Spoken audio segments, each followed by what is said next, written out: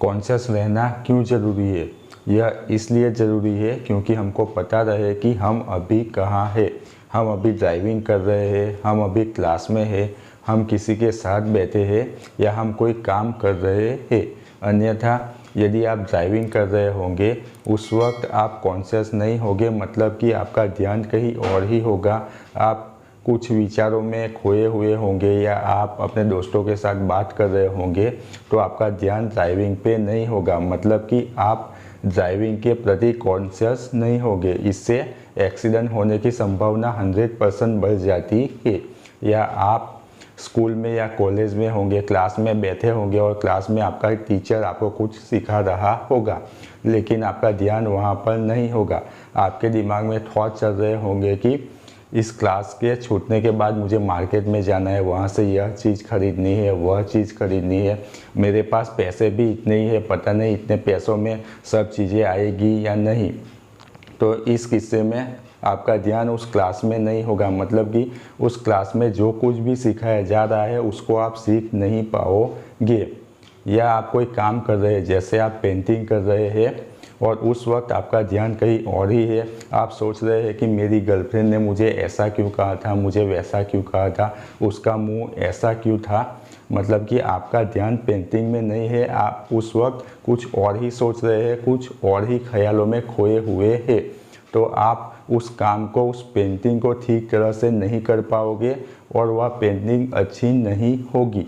इसलिए यदि हम सेफली ड्राइविंग करना चाहते हैं, क्लास में है और वहाँ जो कुछ सिखाया जा रहा है उसे सीखना चाहते हैं, कोई काम बेहतर तरीके से करना चाहते हैं, तो हमें जहाँ है वहीं रहना पड़ेगा, वहाँ उपस्थित रहना पड़ेगा, कॉन्शियस रहना पड़ेगा, तभी हम यह कर सकते हैं। इसे समझाने के लिए मैं आपको गुजरात के बड़ौदा सिटी में घटी एक घटना के बारे में बताता हूँ। रात को एक लड़का हाथ में मोबाइल लिए रोड क्रॉस कर रहा था। उसका पूरा ध्यान अपने मोबाइल में था। पता नहीं वह मोबाइल में क्या कर रहा था। उसे रोड क्रॉस करना था। उसने ना दाएं देखा ना बाएं देखा, सीधे रोड के बीच में उतर पड़ा। सामने से बस आ रही थी। अब बस वाला भी कुछ कर नहीं सकता, उड़ा दिया। ऐसा क्यों हुआ? क्योंकि वह लड़का खुद के प्रति कॉन्शियस नहीं था। वह कॉन्शियस नहीं था कि अभी वह इस वक्त कहाँ है। मतलब उसे रोड क्रॉस करते वक्त दाएं और बाएं देखने की ज़रूरत थी, लेकिन उसने नहीं देखा और उसकी उसे बहुत बड़ी कीमत चुकानी पड़ी।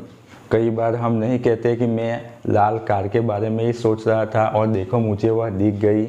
आज मैं उस व्यक्ति के बारे में ही सोच रहा था और देखो मुझे वह व्यक्ति मिल गया।